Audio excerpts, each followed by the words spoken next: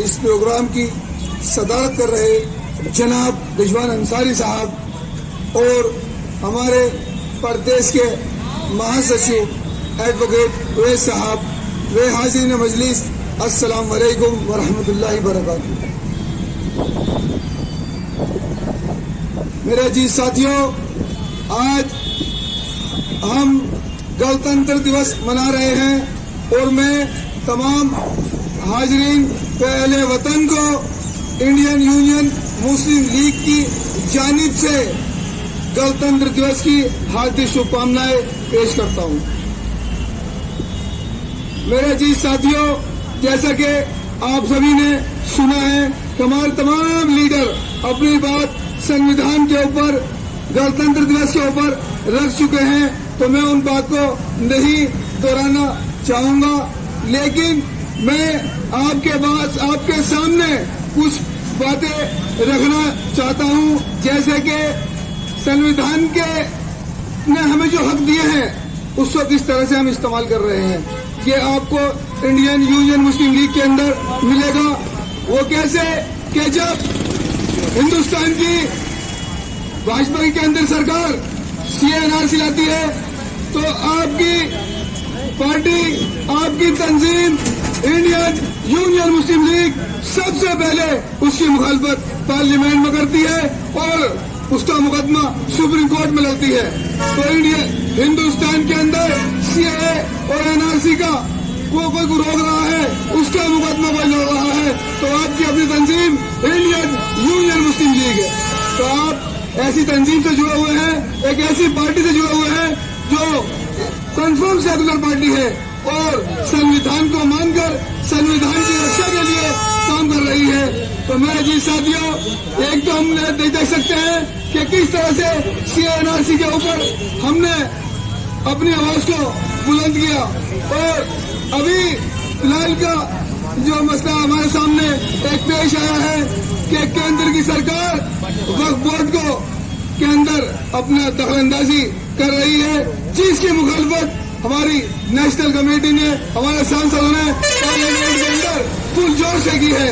और आपकी इस मेरठ की सरजमी पर भी सबसे पहले वक्फ बोर्ड की दखलंदाजी करने पर इस हुकूमत की मुखालफत किसी ने की है, तो आपकी इंडियन यूनियन मुस्लिम लीग की तंजीम ने की है।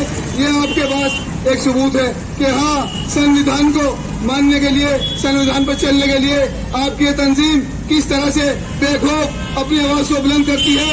और हम किसी भी सूरत में जो भी बिल केंद्र सरकार या प्रदेश सरकार इस संविधान को खत्म करने के कुचलकर बनाने की कोशिश करेगी, ऐसा कोई भी बिल पार्लियामेंट के अंदर हमारे सांसद पास होने नहीं देंगे, उसकी हर तरह से मुखालफत की जाएगी। तो मेरे जी साथियों, आप देख सकते हैं कि हमने CNRC की भी मुखालफत की और CNRC का भी मुकदमा सुप्रीम कोर्ट के अंदर हम लड़ा रहे हैं। इसी तरह से हम वक्फ बोर्ड के जो वक्फ बोर्ड के अंदर केंद्र सरकार ने दखलंदाजी की है, इसी संविधान को जो संविधान में दिया गया है, इस मुल्क ने दिया है, उसी को हम मानते हुए, उसी के ऊपर चलते हुए, उसी के रास्ते पर हम CAA और NRC और वक्फ बोर्ड में जो दखलंदाजी केंद्र सरकार कर रही है, हम इसी संविधान के रास्ते पर चलकर उसकी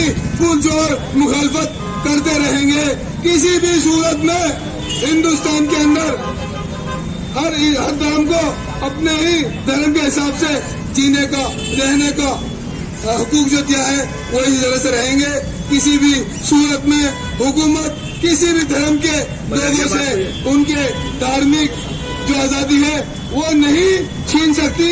इसलिए आप निश्चित रहें, किसी को भी डरने की और इस हुकूमत से खौफजदा होने की कोई जरूरत नहीं है। संविधान हमारे पास है, हम किसी तरह से नहीं डरेंगे। संविधान के रास्ते पर हर तरह से, चाहे केंद्र सरकार हो चाहे प्रदेश सरकार हो, इनके खिलाफ अपनी आवाज को हर तरह से इनकी आंखों में आंखें डालकर हम इनकी मुखालफत करते रहेंगे। हमने CNRC का भी मुकदमा लड़ रहे हैं और हम वक्फ बोर्ड को भी किसी सूरत में पास नहीं होने देंगे।